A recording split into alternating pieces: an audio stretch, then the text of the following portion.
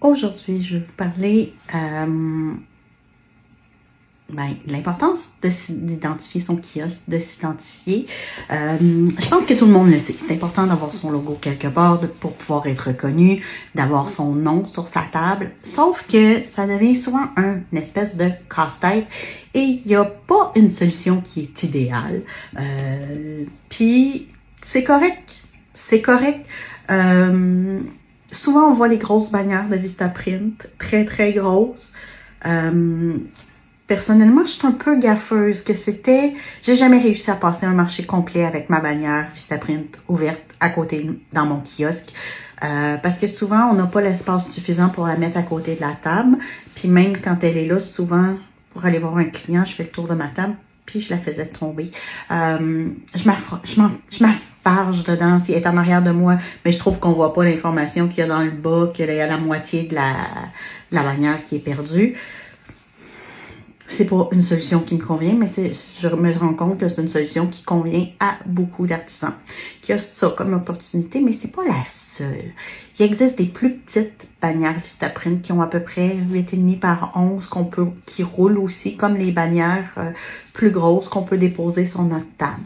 L'inconvénient de cette version-là, c'est un, ça prend de la place sur la table et deux, c'est plus petit, on le voit moins de loin, mais des fois c'est correct.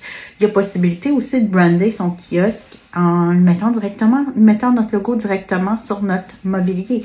Je pense à Ficelle et Baluchon qui a son lutrin et pyrogravé avec son nom d'entreprise. Et je pense aussi qu'elle a son nom d'entreprise dans ses panneaux derrière elle ou ses sacs réutilisables.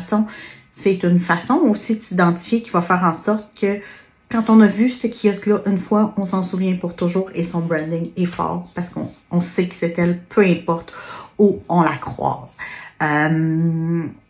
J'ai vu toutes sortes d'affaires. Au départ, je m'étais fait faire une bannière imprimée sur ma nappe que je mettais devant ma table. On voit ça aussi régulièrement. Ça a aussi des avantages et des désavantages. Les désavantages, c'est que s'il y a quelqu'un devant ta table à ton kiosque qui cache ton logo, ça veut pas nécessairement dire qu'on va pouvoir te reconnaître.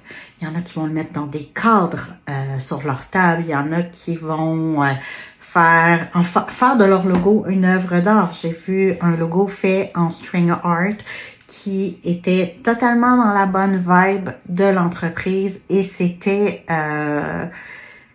attirant d'aller la voir. J'ai vu plein d'affaires qui peuvent être vraiment pertinents, mais ton logo puis ta façon d'identifier ta table devrait faire en sorte que les gens te reconnaissent de près et de loin. Ça, à prendre en considération, la façon dont tu vas le faire, ça peut être totalement ordinaire comme ça peut être totalement marginal. Quand j'avais mon entreprise Sacré-Bois, les gens me reconnaissaient, pas nécessairement parce que mon logo était gros et était à la vue, parce que j'avais un chat géant qui avait une paire de lunettes que les gens le voyaient de loin. Il était toujours placé en hauteur, donc c'était comme si on scannait la salle, on savait de loin si j'étais là ou pas, parce que c'était une chose qui me représentait et qu'il y avait juste moi qui avait. Donc, il y a plein de façons de faire en sorte qu'on va vous reconnaître,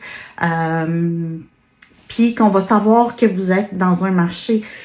Des fois, c'est ridicule, mais juste si vous offrez un sac à aux personnes qui magasinent chez vous et qui a votre logo sur le sac qui a été étampé, qui a été mis par une étiquette autocollante, qui a été imprimé directement sur le sac, peu importe la façon, des fois juste d'avoir ce rappel visuel-là, les gens font comme « Ah, je vais passer plein de sacs avec ce logo-là, on essaye-tu de trouver c'est qui ici pour aller voir ce qu'elle fait? » Parce que, tu sais, il y en a beaucoup.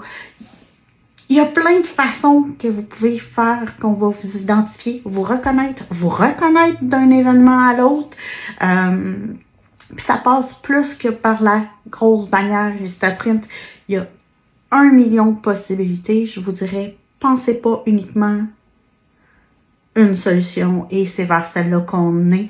Laissez parler qui vous êtes, laissez parler vos produits, laissez parler votre créativité, votre folie et identifier votre marché. C'est tout ce que j'ai à dire. Pas votre marché, votre entreprise.